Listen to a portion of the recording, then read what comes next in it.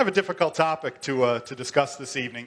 1943 is probably the most difficult year of World War II to write about for an author, or indeed to try to get a handle on. And let me explain a little bit about why that is so, kind of preliminary remarks. The attempt by the Axis powers to win the war quickly, which they all knew they had to do if they were going to win it at all, before their enemies could muster superior resources, had failed by 1943. Those Allied resources were now beginning to tell. And yet, that sounds clear-cut, and yet, Axis forces had driven far forward enough in their initial offensives that they were sitting everywhere in strong defensive positions well forward. From where the Allies stood as 1943 dawned, it was a long, long way to Rome, Berlin, or Tokyo. The Allies, I think by 1943, could see eventual victory. They did know they were going to win the war, but they also knew by now that it was going to be a long and hard and very bloody road. And in that sense, 1943 is the hardest year of the war for all concerned, since everyone's short war illusions had been shattered. You know, I thought about this a long, long time, and I can't imagine ever in the history of warfare that any military establishment has ever gone to its civilian masters and said, you know what, it's going to be a long, long war. It's always the opposite. It's always promised to be the opposite. Yeah, we can do this. How long is it going to take? Well, it's not going to be, it won't take that long. It'll be over soon. The classic trope, of course, is the war will be over by, what's the holiday? The war is going to be over by Christmas. And then it's the war's over by next Christmas. Bill Clinton once famously told us that the troops would be out of Bosnia by Christmas. Christmas of 2057. So.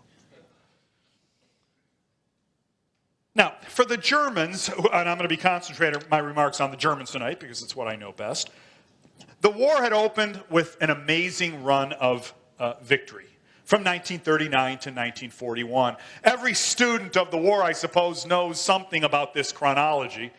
But there's Poland in September of 1939. Norway and Denmark, the Scandinavian campaign. France in 1940, and the Low Countries, Belgium and the Netherlands.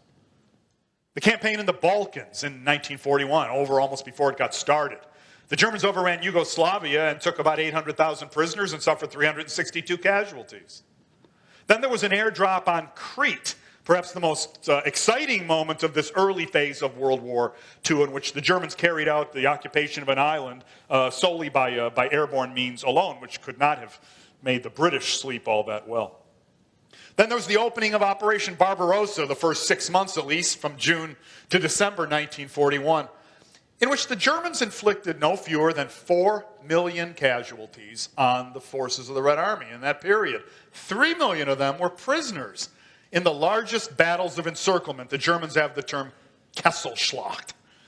The largest battles of encirclement that have ever been effected. The battle in front of Kiev, probably in September of 1941, probably took around 700 or 750,000 prisoners of war from the Red Army.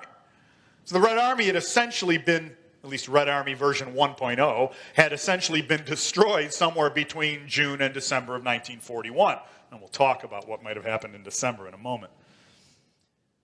Now, the formula for each one of these dramatic victories was essentially a long-standing German operational tradition. Now, it's the B word in my business, and it's not blitzkrieg, which is a term with high sex appeal amongst the reading public in World War II. The German term actually is Bewegungskrieg, which is a lot less well-known, but it translates as the war of movement. Bewegung in German is movement. So the war of movement. And the Germans used that on the operational level.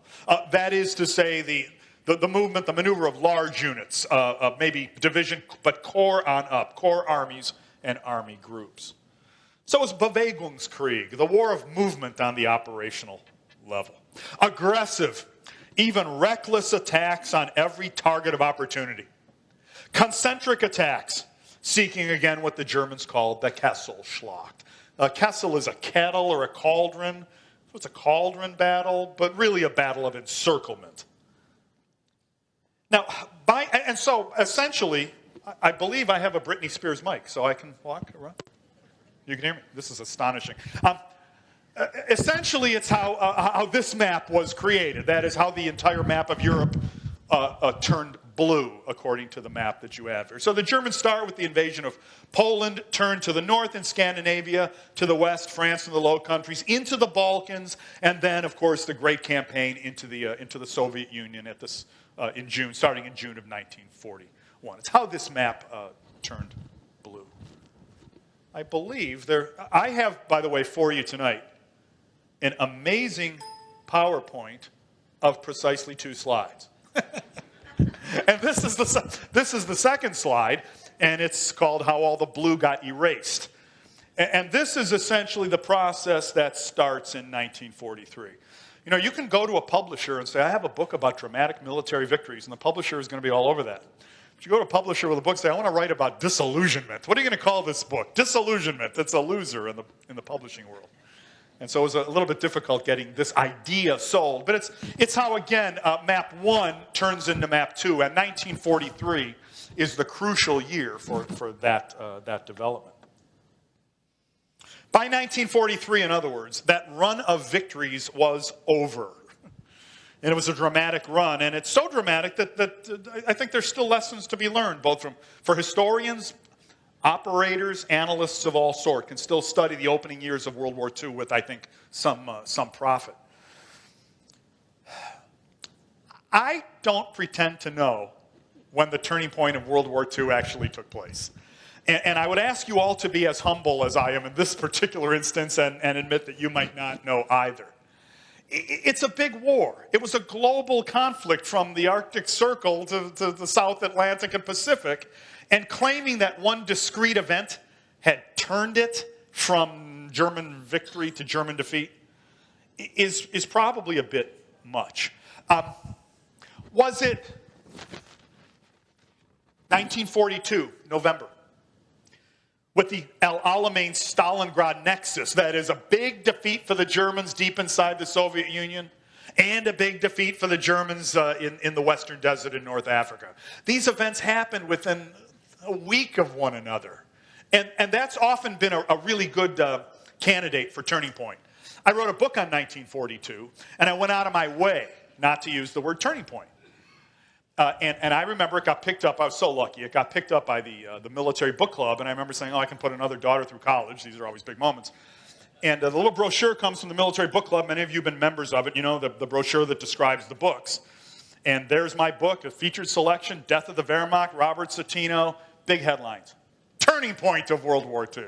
I've gone out of my way, but it's a term that people are sort of having instinctive yearning for. What was the moment? So it could have been 1942, and many people would say that it was. It could have been December 1941, when the Germans got smashed in front of Moscow. I came of age and reading about World War II in high school, and I always remember the German army was stopped outside of Moscow. That's sort of what I learned. Then I studied it a little more, and oh yes, it was stopped in front of Moscow, and then it was nearly destroyed by a gigantic Soviet counteroffensive. So stopped doesn't even do it justice. Up till that moment, the Germans had taken very minimal casualties in the first 2 years of the war.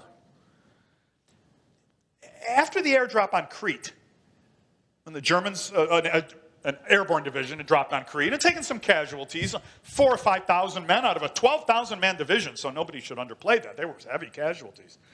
But Hitler said, well, we can never do that again. That was too bloody. That was too expensive. The next month, he invaded the Soviet Union. And every day brought casualties that probably were 5 times the number of casualties sustained on Crete every day for the rest of the war. And really that process comes to a culmination in front of Moscow in December of 1941. A relatively I'm exaggerating. A war that had featured minimal casualties for the Germans now suddenly generated 1 million German casualties. And so if you're looking for a turning point in World War II, perhaps December of 1941 can be your choice. But we can go further back. Perhaps Hitler's decision to launch Operation Barbarossa in the first place, that is to invade the Soviet Union. Up till now, he'd had things his own way. Couldn't figure out a way to beat Britain without a navy. Might have wanted to think about that before he launched the war. But nevertheless, Britain was no existential threat to the Germans at this point either. They didn't have an army to get back to the continent. And then Hitler decided to attack his ally, the Soviet Union. And that's in June of 1941. July of 1940. And the German failure to act decisively against a wobbly Great Britain immediately after the fall of France. Heck, maybe it was 1939 and the decision to launch the war in the first place, which was to take on naval powers without a navy. It's one way of describing the German strategic problem in 1939. I don't know. I don't know what the turning point of World War II was, but I do know this. By 1943, whatever slim chance the Germans had, 10% to win this war in the first place, had slipped away. Germany first failed to subjugate Britain and then saw its armies trapped in Russia and then declared war on the United States. In short, it was now trapped in a war of attrition against superior enemies. And it's hard to imagine a way out of that problem. You see, this is depressing, I admit. Here's the thing about 1943, though. The war may have changed, but it was the same old Wehrmacht, the same old German army, still trying to do the same thing it had done in the war's first 3 years. Perhaps the only thing it knew how to do. And that was to fight maneuver warfare, to fight Bewegungskrieg on the operational level. It was an army that stressed fighting power. Kampfkraft is the German term. Over less glamorous aspects of war making like administration, or logistics, or intelligence, or counterintelligence, all of which were among the worst in the field in World War II. Polish military intelligence completely penetrated German counterintelligence before the war began. Sort of spirited out the German code-making machine, the famous Enigma machine. While the Germans have historically produced great philosophers of war, like Clausewitz, I'm supposed to applaud. My seminar is here, I know. They're supposed to. Yeah. I accept those applause. Carl couldn't be here this evening to accept those applause. There are great philosophers of war in the German tradition, of course. Clausewitz, Hans von Moltke, General von Seeckt after World War I. But the Germans have also had an abiding respect for the man of action. The muddy boots general, the hard charger, you can choose your metaphor. World War II field marshals, like Erich von Manstein, or Eberhard von Mackensen, or Walter Model, were not so much brilliant theoreticians of war as they were highly aggressive practitioners of it. And the same is true as you dive deeper down the chain of command. The division and corps commanders of the German army in World War II deserve a lot more attention, I think, than they've gotten up till now. There's a book waiting to be written there. Let me give you an example. General Paul Conrad, who is not a household name even to readers of books about World War II, but he commanded the Hermann Goering Parachute Panzer Division in the Sicilian campaign, the Allied landing on Sicily. When I was a young boy, a parachute panzer division was something I wanted to see in action. And I've since found out they did not drop the tanks out of the back of a transport, and I've lost a bit of my romance. It was a ground division with Luftwaffe personnel, so it had the designation parachute. Now, this was the division that gave the U.S. Army all that it could handle during the invasion of Sicily. Conrad once summed up his art of war in what I would consider to be some fairly non-artistic terms. He was talking to his superior, Field Marshal Kesselring, who was the commander-in-chief of the Mediterranean Theater. And Kesselring said, Conrad, are you ready? The Allies are going to land in Sicily. Are you ready? And Conrad answered, which words it should be immortal, you want an immediate, reckless rush at the enemy? I'm your man.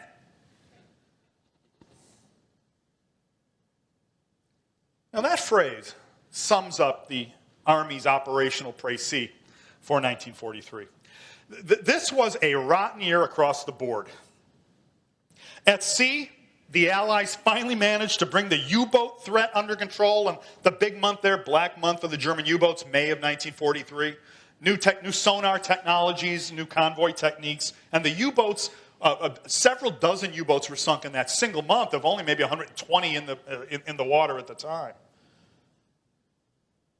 Likewise, in the air, despite a slow start to the combined bomber offensive, the Allies torched their first great German city in the summer of 1943. It was Hamburg.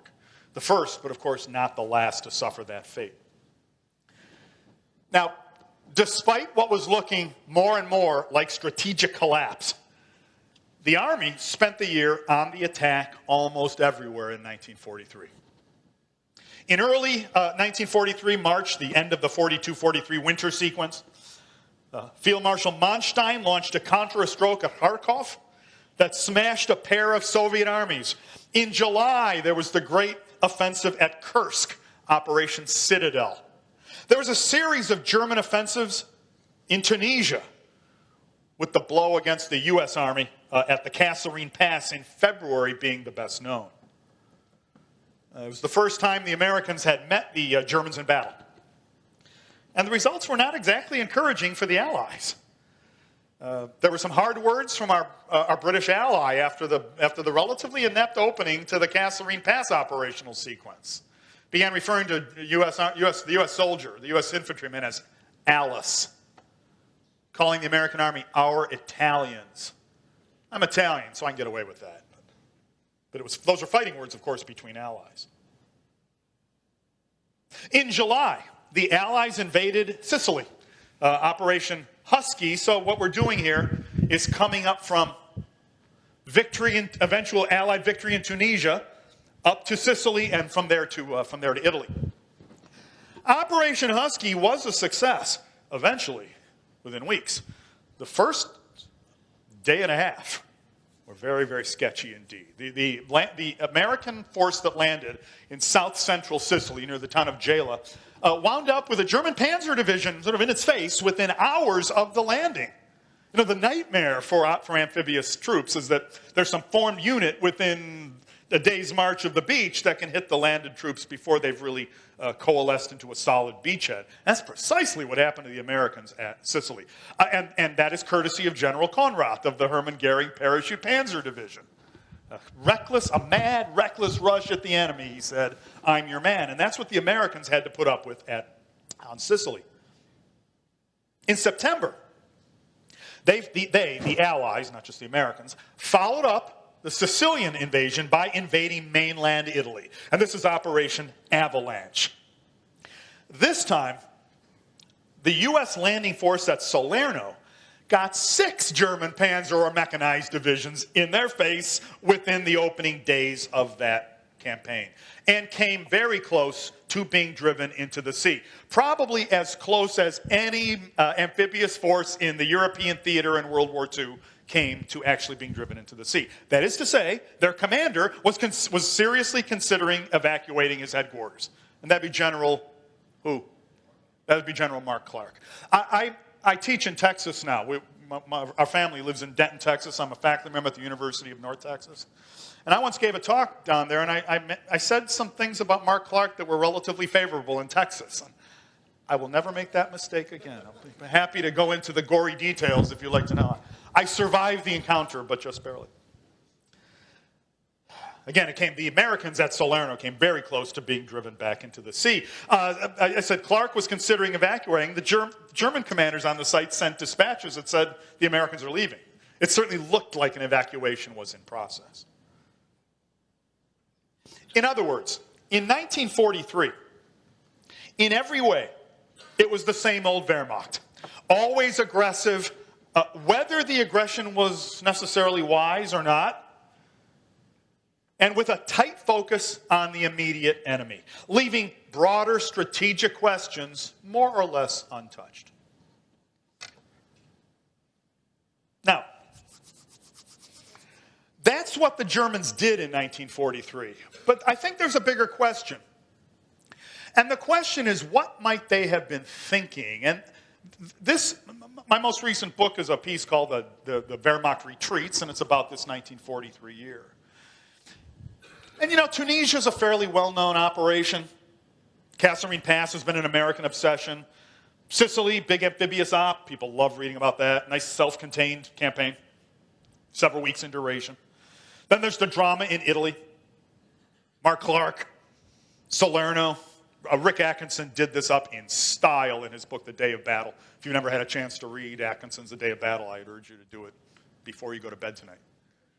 It's an assignment because it's a nice, big, thick book. People know those campaigns and operations pretty well, but I don't think what has gotten perhaps sufficient attention is just what the German officer corps who was leading these campaigns might have been thinking, exactly what they thought they were doing. Were they thinking? You know, by 1943, rationality told the officer corps that the war was lost. And in fact, they admitted it often enough in their writings and commentary and interviews and post-war memoirs. That's rationality. But tradition, reinforced in 1,000 different ways, urged them all to keep the faith and to keep going. It might have been in 1943 and on, it might have been easier simply to fight the war than to stop and think about the way the war was going. It's a daily task that could satisfy an officer's interest in the operational art and that could fill up the hours of a day. But standing back and saying, well, we're going to launch a counteroffensive at Salerno. Standing back and saying, what will that eventually gain us? I think never really got a lot of attention. One old Prussian tradition, and the German army had come out of the Prussian tradition largely, was the Totenritt, the death ride. It was an order that you carried out, Koste es was er wolle, whatever it takes, whatever it costs, something you didn't question. In a sense, yours is not to reason why. Yours is but to do or die. We have the tradition in the charge of the Light Brigade. Perhaps that's what the Germans were doing in 1943. No one can deny they paid a price for this kind of thinking. You can picture this officer corps at war. SS General Paul Hauser with his one eye. General Hans Hube fighting at Salerno with his one arm. General Walter Nering assembling a rickety defense in front of Tunis while constantly having to change the bandage on a festering arm wound. General Hare, commanding at the Salerno beach, divisional commander, while shaking off the effects of a recent head wound that was really only a couple of months old. General Fischer, commander of the 10th Panzer Division in Tunisia, paying the ultimate price for driving into an unmarked minefield. They fought, they suffered, and they died in droves. Well over 100 German generals were killed in the course of World War II. The number is 150. I don't have the exact number in my mind. It's the order of magnitude. They died in droves, and of course, so did the men under their command. Together, they fought so hard that Germany literally had to be destroyed to bring the war to an end, which is a relatively unprecedented event. When I was growing up, the destruction of Germany in World War II seemed like the most ordinary and common event in the world. But as I've gotten older and studied more military history and gone back and looked at other wars, it's a very rare event indeed. Someone comes to their senses at some point and asks for terms. That's usually how wars come to an end. That's not how this one did, of course. Now this, to me, fighting until destruction, is the real problem of the war year 1943. The Germans have a great word. You know, they have a word for everything. The Problematik. It's the problematic. It's a series of interrelated problems. And here's the first. The war was lost. And a lot of smart minds in the officer corps recognized it. And yet, Hitler had no trouble finding commanders who would continue to serve loyally, even enthusiastically, for the rest of the war. For every officer who finally said, I don't think this is going well, and some did come to their senses, there was always a line.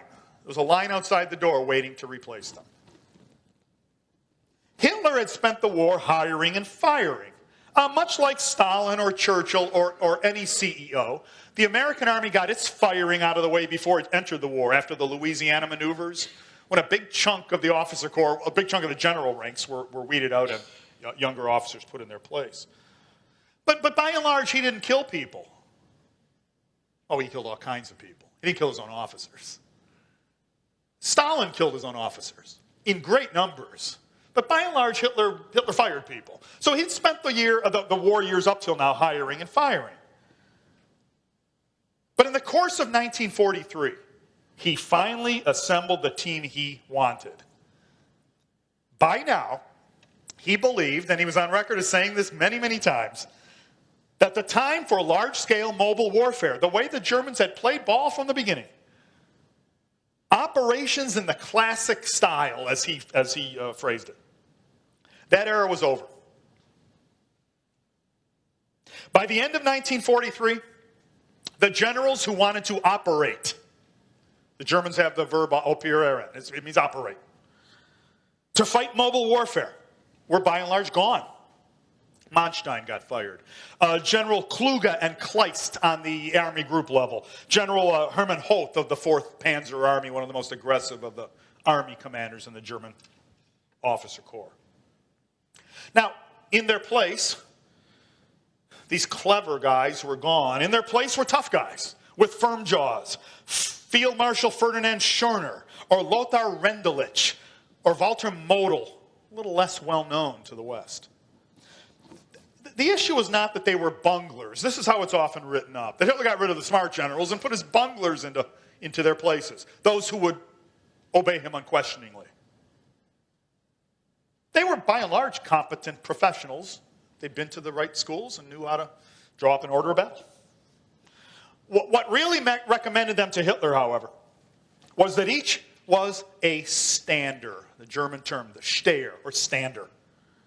Someone who would stay put and stand fast where he was told to. They weren't operators, clever guys like Manstein. They weren't general staff officers who sat around staring at maps all day, perhaps Hitler's least favorite colleagues in the high command. They were men of will who considered retreat a personal insult and who were willing to fight to the last German soldier in a hopeless war. I don't want for a moment anyone to think that I'm recommending this as a course of action. Schörner had hundreds, even thousands of his own soldiers shot in order to keep the others in line and to prevent the collapse of discipline on his front. You may know this statistic. The Germans handed down roughly 25,000 death sentences against their own troops in World War II. How many of those death sentences were actually carried out is questionable. The records are completely partial toward the end of the war. But let's assume that the traditional efficiency of Nazi Germany was on display here, and that most of those 22,000 death sentences, in fact, were carried out, the vast majority of them. By the way, in World War I, the Germans had handed down 16 death sentences for cowardice, desertion, and here 22,000. In Italy, of course, Hitler had to his delight found the purest stander of them all, and that's Field Marshal Albert von Kesselring. Beneath the standers were the Konrads and the Hubes and the Balks and the Hares, others I've already mentioned. It may have been a beaten army, but it was still a highly lethal instrument. And in standing those last 2 years, the casualties that it inflicted on the Allies were enormous. Casualties inflicted on the Soviet army in the last 4 months of the war. That is the last January, February, March, and April of 1945, before Hitler's suicide. Approach 1 million. Now, the handwriting was on the wall. What the Germans called the Mene Tekel. Nebuchadnezzar in Daniel 5 sees handwriting on the wall. And of course, it means that you've been weighed in the balance and found wanting. In a perfectly rational world, they would have risen up, overthrown Hitler, and sued for peace. And in fact, a few of them tried to do just that. As I hope we all know, in July of 1944, there was an attempt to kill Hitler. Not by the generals, but by the colonels. I've gotten to know my share of colonels, and they're independent-minded people. And that was likewise in Hitler's Germany. But none of us is a fully rational being. And this officer corps was well past caring. It was marching to the sound of the guns, as it had done for centuries. Its blood was up, and all it had left was a one-sided call to action. I pondered this, and I think I finally made sense out of it. In 1943, the journal that had served as a forum for ideas within the officer corps since the Napoleonic period, it's called the Militär Wochenblatt, the Military Weekly, been published uninterruptedly since 1816. And it went out of business in 1943. The Germans stopped publishing it. It no longer had a raison d'etre. What was there left to talk about? I mean, that'd be a gloomy magazine by 1944. To commit fully to the death ride, you had to substitute faith, I suppose, for rationality. But perhaps you had to stop thinking altogether.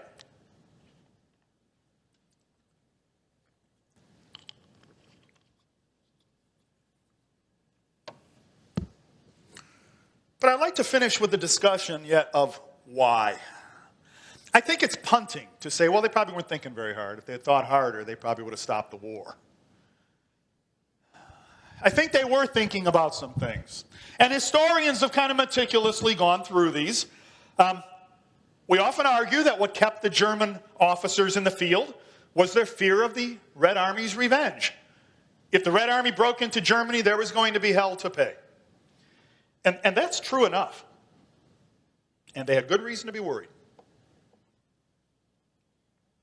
Others argue that it was Hitler.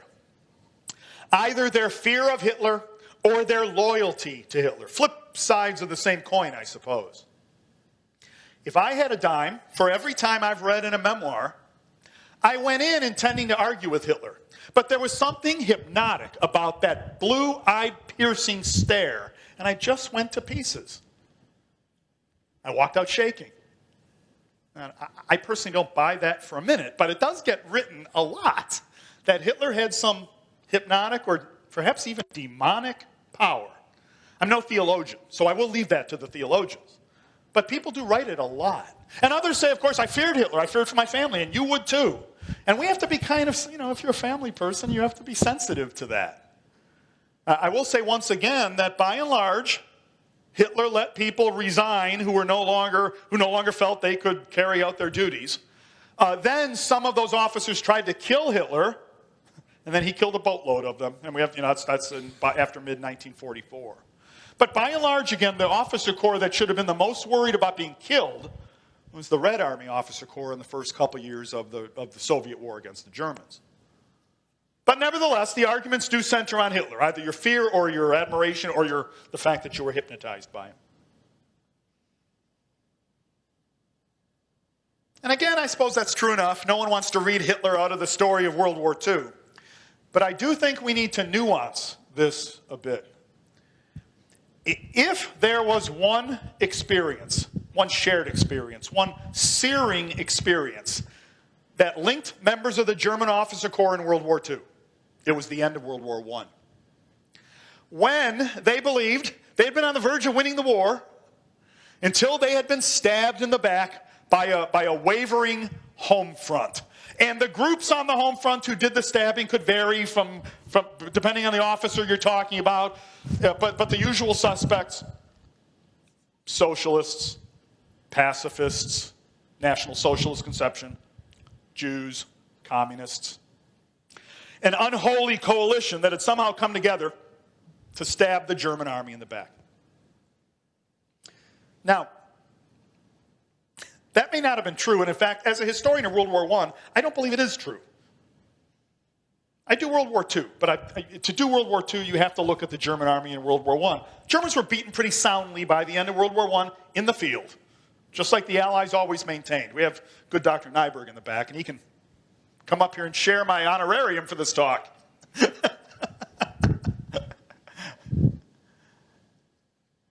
But that's not just, it's not true. It's not to say that many German officers didn't believe it. I think many of them did believe it. I think they'd heard it said enough times. They'd repeated the tropes and the myths enough times that they eventually began to internalize them. And if there was one thing that I'm not surprised about in World War II, it's that this officer corps promised to fight on till midnight. Till 10 past midnight, if that's what it took. This time there wasn't going to be a stab in the back. The Germans were going to fight this war out to what proved to be an extremely bitter end. They did just that, and they might have done just that, even if somebody else was in charge. Maybe in Hitler, maybe Hitler didn't hypnotize them. Maybe in Hitler, they had finally found the do-or-die leader they'd been yearning for since 1918 and 1919. Every one of these officers had fought in the previous war, of course, particularly when we talk about general-level officers. They'd had long careers, and we're only going back a couple of decades. And perhaps in Hitler, they had finally found the man they were looking for. You know, finally, I don't think it's unfair to point out that they were worried about themselves. We all are. Near the end of the war, many of them sat in British prisons, unaware that their captors were taping their conversations. Gentlemen don't open each other's mail, a U.S. diplomat said before World War II when talking about should we put some spies into the Axis camp. But the experience of World War II, that was the least of the horrible things that happened, is that people began to wiretap each other, to read each other's mail in a certain sense. But many of them sat in British prisons, and they were unaware they were being taped. In one bleak moment, one of them suddenly realized the gravity of it all, the wrong turn they'd all taken. We used to be colonels and generals, General Robert Zattler blurted out one night. But after this war, we're going to be shoeshine boys and bellhops. The most respected social category in German society was the officer corps. And they knew that was over. His complaint might be the best epitaph of all for 1943. The war was lost, but the officer corps remained loyal to the regime and to the fight. In so doing, they signed a death warrant, not only for millions of soldiers and civilians, of course, but for their own caste as well. The campaigns of 1943 were not just the beginning of the end for World War II, but for one of the longest running acts on the European historical stage, the Prussian-German Officer Corps. So that's my prepared remarks tonight, and I'm prepared to also answer any questions or comments that you might like to throw at me. Yes. Oh, thank you.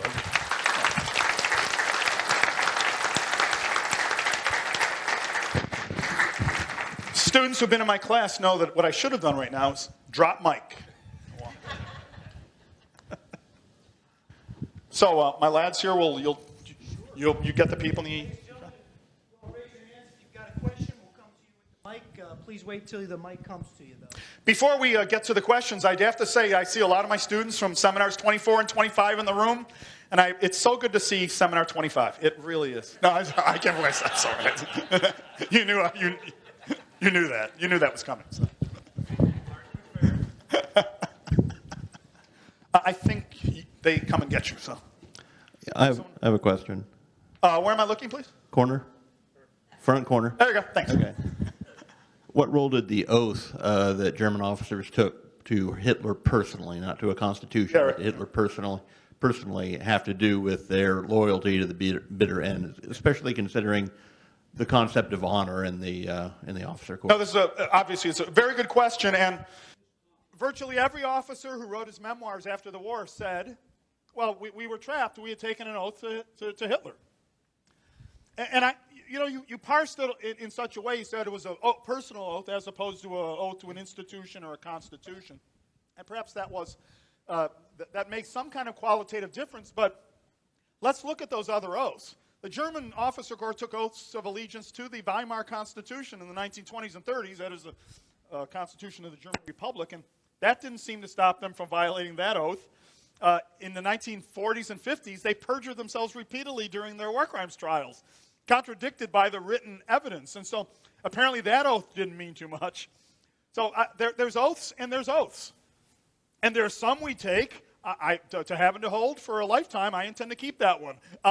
Perhaps others, Weimar Constitution,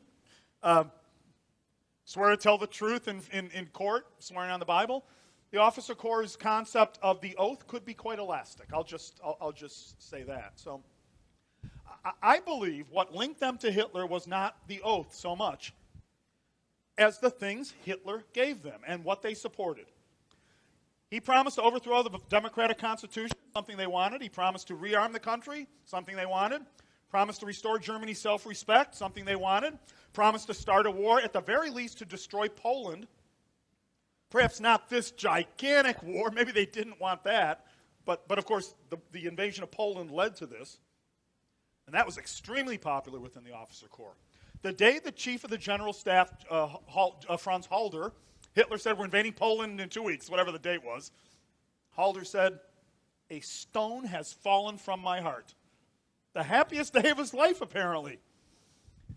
Poland had been carved out of German and Russian territory, and it was so at least the very first step for German expansionism was to destroy Poland, and the officer corps supported that.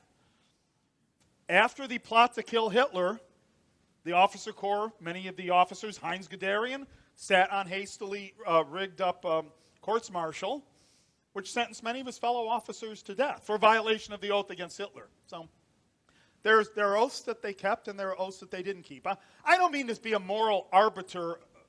Again, I'm not a theologian, and at some point you answer, I think, to a higher power for what you've done in your lifetime. I do believe that. But I don't mean to be the one who condemns them, because God knows we're all human beings, and we all make this. We all do things we're embarrassed by, ashamed of, wish we hadn't done, secrets we keep. We're all human beings. As a corporation, as a corporate body, the German officer corps certainly had a great deal to answer for in terms of the plasticity of its oath. I'll just say that.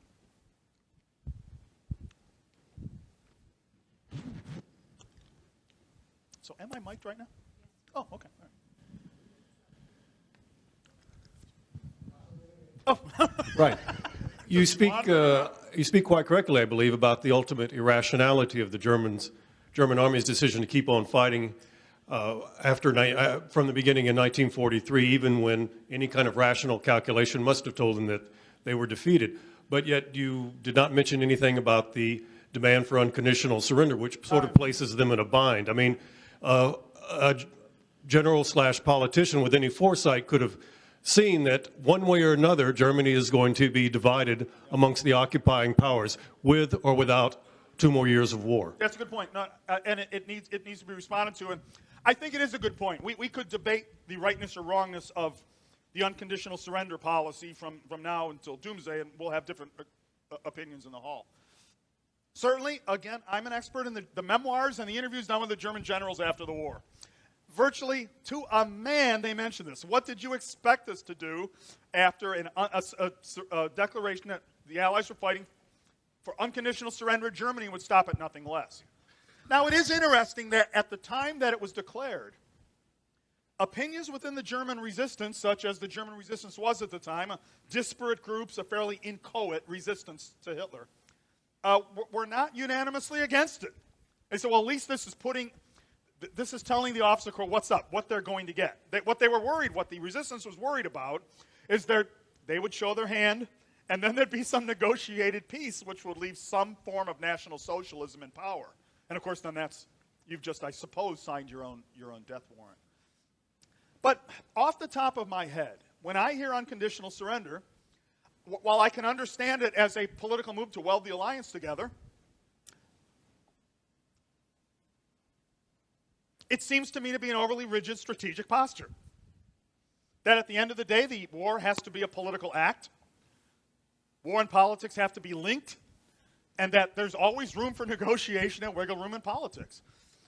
What I think solidifies unconditional surrender as a viable policy and as the right thing to do at the time was Hitler. This just appeared to be a regime with which there could be no sound basis for negotiation. Too much water had gone under the bridge, too many treaties had been signed and violated, too many promises had been made and then reneged upon. And so I think, at least in this one case, unconditional surrender probably makes a certain amount of sense. I believe even if there hadn't been an unconditional surrender policy, I think the war might have turned out very similar to the way it did.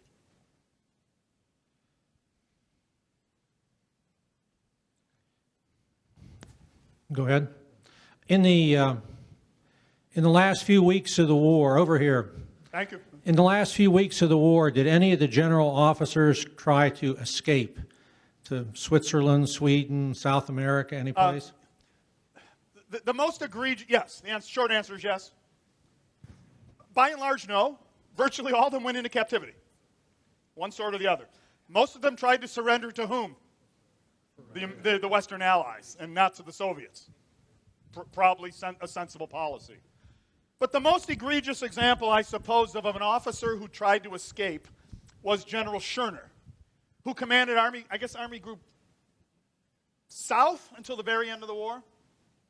And he was the disciplinarian general who had shot thousands of his own men to keep them in line, usually on trumped-up charges of cowardice. Toward the end of the war, went to the paymaster of Army Group South and got all the funds he could get, commandeered a Fieseler Storch aircraft, that little command aircraft that the Germans had, and abandoned Army Group South and tried to surrender through the Americans. Flew the American lines. He was captured by the Americans and promptly handed back over to the Soviets. The vast majority of his army group went into Soviet captivity rather than American captivity. Soviets finally freed him in 1955, I think. Sent him back to East Germany. It was part of the debate at the time over German rearmament. And the Soviets were trying to say, we got some unpleasant characters. You want to rearm West Germany, here's an unpleasant character you might be dealing with in the future. And that became a big issue at the time, the fact that he had tried, apparently, to save his own skin while abandoning his troops in the last few days of the war. So, but the vast majority, I wouldn't say, they didn't harbor fantasies of escape and sailing off to to Argentina or wherever. The vast majority of them wound up as prisoners. Virtually all of them then gave interviews to the Allies, Western Allies. Those turned into the Foreign Military Studies series, which lined the shelves of the AHEC here. And thank God for World War II, or I'd have nothing to write about. This is what I've been wading into those documents for my entire scholarly career and continue to do so. Yes, sir. In Russia, in particular, do you feel that the confusion caused by OKW and OKH, plus the firing of Brautis, had any plus the firing of Field Marshal von Brautis, those three conditions, do you feel they had much of a negative impact? Without a doubt. I think one of the myths, perhaps, about the German high command in World War II is that it was particularly efficient. But there certainly have been more efficient high commands in the annals of 20th century military history. So there's essentially a tripartite division. There's the high command of the Army, OKH, and it runs the war in the East. That is the war against the Soviet Union. There's because that's basically an Army show. That's where 80% of the Army is. Then there's the OKW, the High Command of the Armed Forces, Army, Navy, and Air Force. And that's North Africa, the western sectors. Then there's the General Staff, kind of responsible for Army planning, but also some joint planning as well. So it's very complex. Hitler created the High Command of the Armed Forces not, as you might expect, because it makes sense to coordinate land, air, and sea operations. Good, I'll support that. He did it to cut the High Command of the Army out of decision-making because it had been the dominant body in German military planning along with the General Staff up till this point. Now to Hitler, the Army officers were a particularly obnoxious bunch in Hitler's worldview. They were from the High Prussian aristocracy, the Junkers from Eastern Germany, ancient names and ancient families. Hitler had a guy named Manstein who sometimes gave him trouble. Frederick the Great had someone named Manstein who usually gave him trouble. Hitler had Seydlitz, who was the officer, the commander inside Stalingrad, saying there had to be an immediate breakout. Frederick the Great had an obstreperous commander named Seydlitz. These families were ancient. Hitler, as you may know, came from no social, what we might consider a social background at all. Father was a maybe lower middle class. Father was a customs official for the Habsburg Empire. Adolf was orphaned at a relatively early age. Not really, we don't really diagnose this clinically. His parents were both dead by the time he was in his late teens. Hardly unusual for Europe in the late 19th century. Hitler, at a relatively young age, went to Vienna to become an artist. That failed. He spent Christmas of 1912 in a homeless shelter outside of Vienna. I mean, that's who Hitler was. He'd risen up from the gutter, as he said. He said that repeatedly himself. So having to deal with cultured and cultivated and educated and privileged officers of the Army Officer Corps in particular was very difficult for Hitler. The Navy, and especially the Air Force, were much more Nazified. The Air Force had younger guys, technicians, people who liked to fly. Your family, your pedigree was not so important to the Air Force, or even the Navy. It was a relatively young service. So Hitler had done that, again, created this OKW, High Command of the Armed Forces, so that the three services would look like they were equal and he could adjudicate between them. But it was often the Navy and the Air Force ganging up 2-1 on the Army. You could have an infantry division in the Soviet Union was under the command of the OKH, under the administration of the OKH. And then it would have to be shipped to France. And it would leave OKH, High Command of the Army, and go to the High Command of the Armed Forces. Then it would be transferred back to the Soviet Union. And it would happen all over again the other way, generating massive amounts of bureaucratic and administrative friction and, of course, massive amounts of paperwork. So the short answer, that was a long answer. The short answer to your, I even blew out the microphone in answering it. The short answer is yes, that those were all problems. You said one other factor as well, Brauchich's dismissal. Yeah. The High Command of the High Commander of the Army, General Walter von Brauchitsch, a pretty fanatical Nazi, married to an even more fanatical Nazi. Mrs. Brauchitsch was an interesting character as well, Frau Brauchitsch, was dismissed from his post as the Soviet campaign went bad in December 1941. Now, there seemed to be a health issue. The official paperwork said there was a heart problem. That's been called into question about how bad the heart problem was. But the campaign had gone badly, and Hitler was not satisfied. Now, that's fine. Pittsburgh Penguins got eliminated. They're going to fire the coach. We all know how that works. But the problem is when you don't hire a new coach. Hitler took over the High Command of the Army personally after Brauchich's dismissal. He told the Chief of the General Staff, Franz Halder, I love this. I'm going to say this to the next class of students at the U.S. Army War College. This little matter of operational planning, anyone can do it. And, Hitler spent the rest of the war proving the falsehood of that statement. Not everyone can do it. It's very complicated and requires specialized training, and certainly this kind of specialized training that Hitler did not have. What he did have, of course, was a faith in his own star based on some early successes, maybe some counterintuitive guesses in the French campaign, we might say. But there's no doubt that the Germans could have fought the war more efficiently if Hitler had stopped meddling in it so much. I don't believe that in the end the result would have been any different. All the big decisions were Hitler's, especially to invade the Soviet Union. And then later, to declare war on the United States.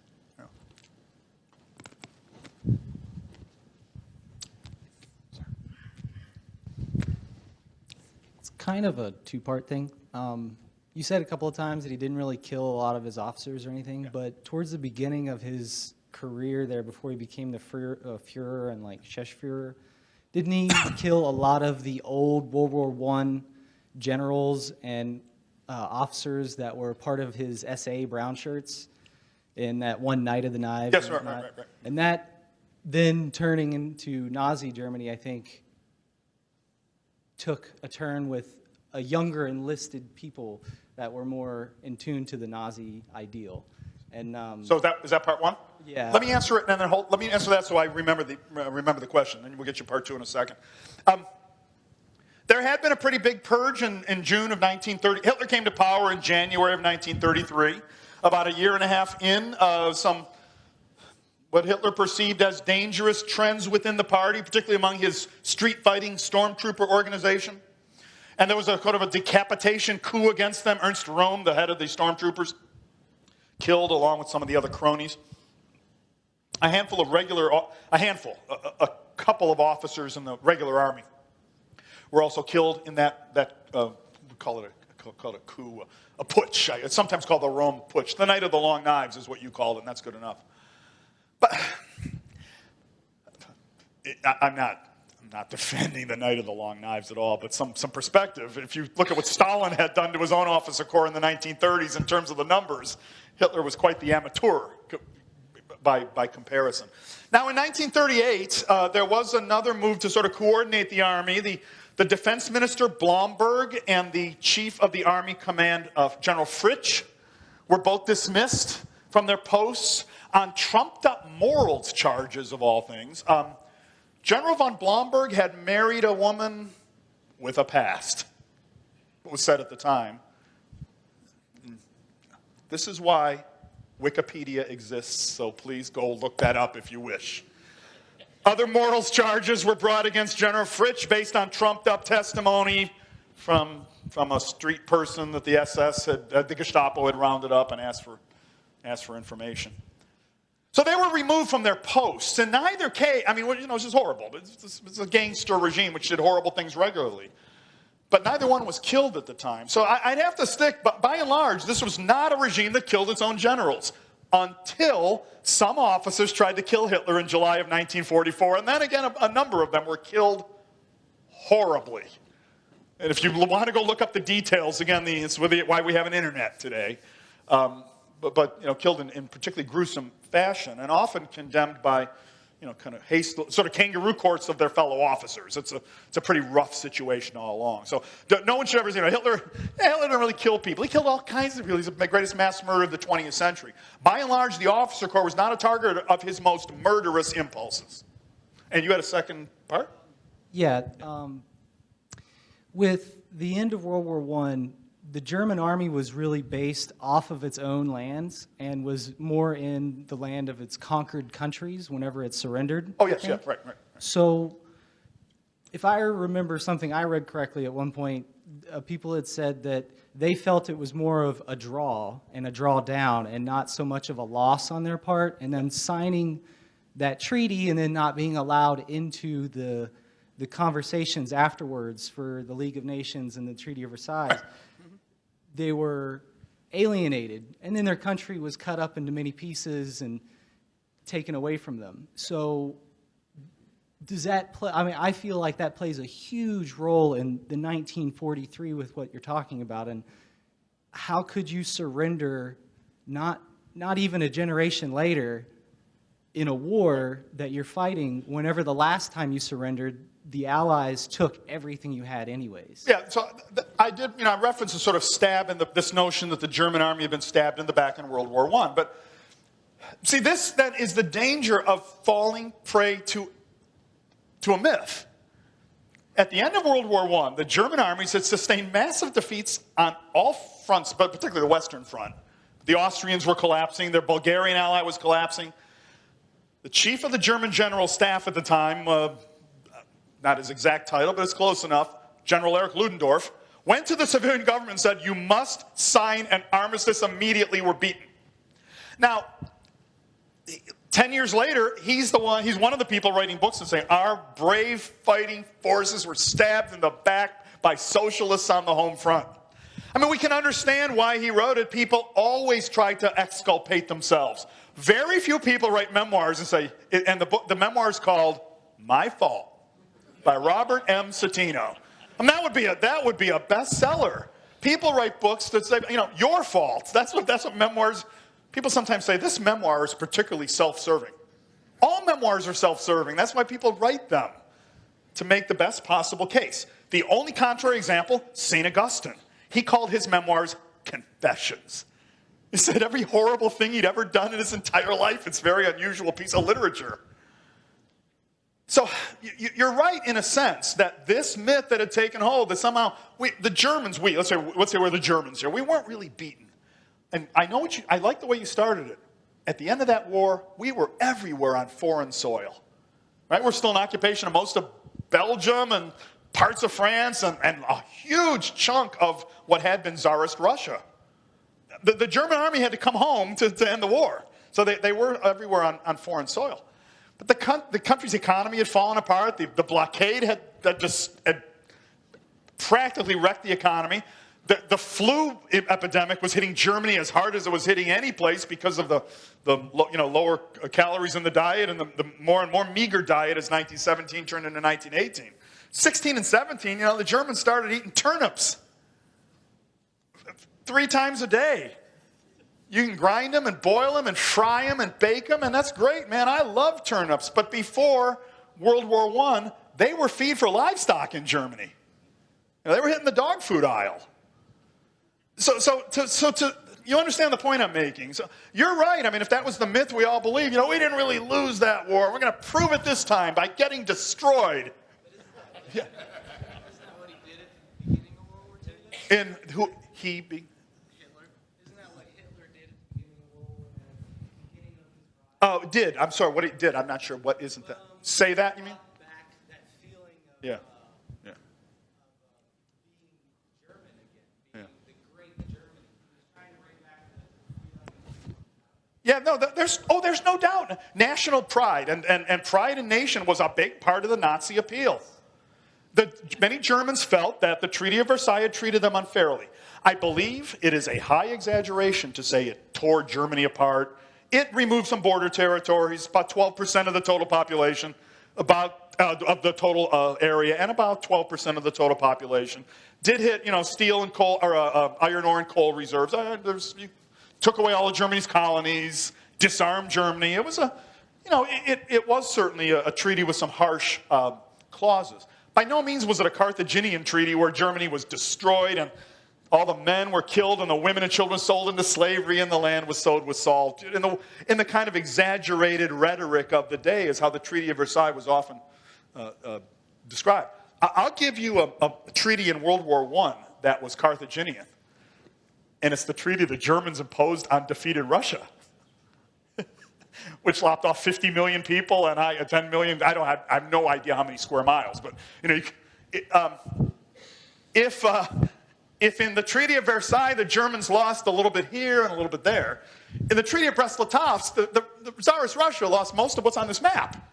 So that to me, I understand the appeal. Hitler was able to make political hay out of a very unpopular treaty. There's no doubt about that. And he could also speak with some authority. He could say, it's all well and good for you finely educated politicians to debate our problems today. I mean, I didn't go to your schools. I didn't get to go to university. I had a university called the Western Front. He fought on the front lines. Fought supposedly pretty bravely. Some people call into question whether his medals were earned, and that's a whole other can of worms. But he played that very, very skillfully. I do believe some of it was mythological, and that's the point I'm making. No mics work tonight, Carl. Here, speak into my ear. If I can introduce Colonel Matt Dawson to come on up and make a quick presentation. Great. If you'll stand right out here in front. Right here? Okay.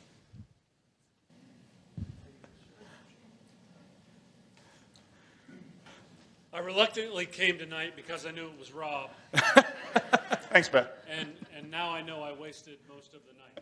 So thanks for that. Yeah. In all seriousness, what a great presentation. I've heard a lot of talks about World War II, read quite a bit on my own, and that's probably the finest discussion that I've heard. And I hope you all would agree with me and give him a round of applause. Thanks so much. I mean it. Oh, man, I appreciate that. Thanks.